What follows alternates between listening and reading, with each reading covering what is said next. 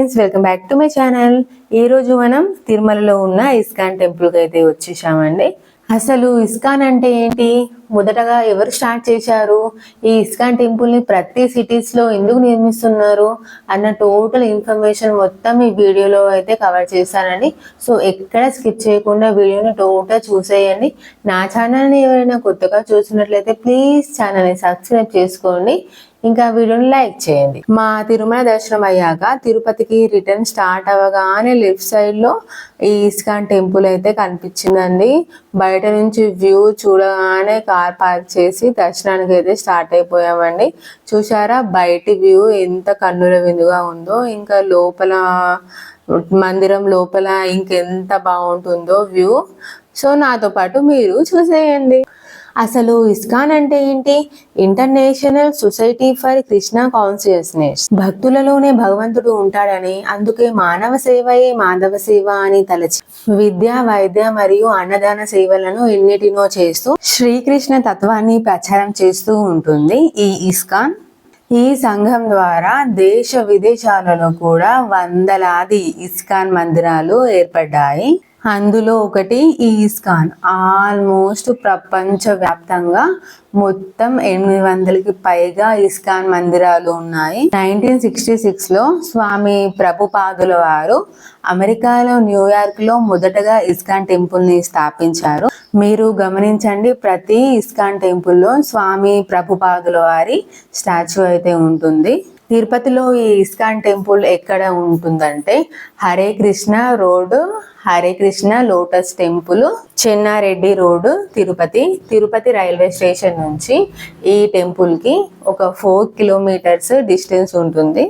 అలాగే ఈ temple timings వచ్చేసి మార్నింగ్ 4:30 నుంచి నైట్ 9 వరకు ఓపెన్ ఉంటుంది. ఈ టెంపుల్ ఆర్కిటెక్చర్ కానీ బయట గ్రీనరీ కానీ చాలా కన్నుల విందుగా ఉంటుందండి. మీరు మాత్రం తిరుపతి వెళ్ళినట్లయితే ఈ ఇస్కాన్ టెంపుల్ని మాత్రం దర్శించుకోవడం అస్సలు మర్చిపోకండి. ఇది బెస్ట్ టెంపుల్ అండి. ఇంకా తిరుపతిలో చాలా టెంపుల్స్ ఉన్నాయి చూడడానికి. మేమైతే తిరుమల దర్శనం చేసుకుని రిటర్న్ అయ్యేటప్పుడు మాకు ముందుగా కనిపించింది ఈ ఇస్కాన్ టెంపుల్. ఈ మందిరం ఎంట్రన్స్ లో ముందుగా వెంకటేశ్వర స్వామి విగ్రహం ఉంటుందండి. మనం వెంకటేశ్వర స్వామి దర్శించి ఆ తర్వాత ఫస్ట్ ఫ్లోర్ లో రావాల్సి వస్తుంది. చూడండి ఆర్కిటెక్చర్ ఎంత బాగుందో.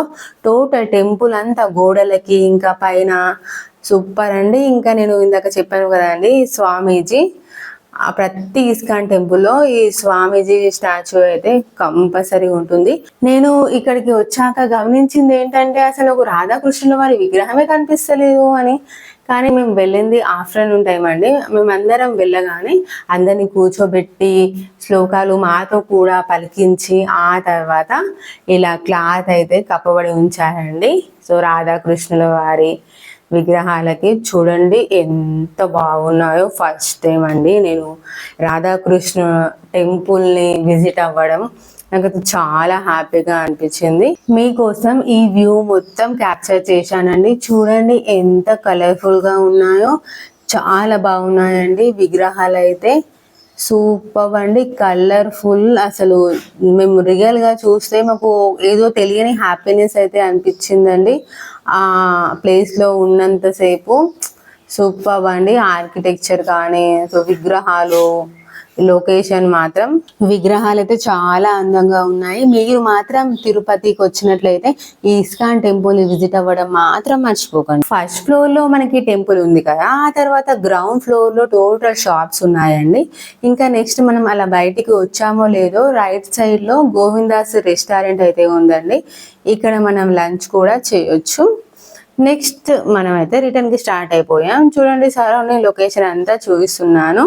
ఈ దృశ్యం మాత్రం మన టెంపుల్ ఎంట్రన్స్ కి లెఫ్ట్ సైడ్ లోనే ఉందండి. ప్లీజ్ మీకు గనక వీడియో హెల్ప్ఫుల్ అనిపిస్తే వీడియోని లైక్ చేయండి, ఛానల్ని సబ్స్క్రైబ్ చేసుకోండి, మీ ఫ్రెండ్స్ రిలేటివ్స్ కి షేర్ చేయండి. బాయ్.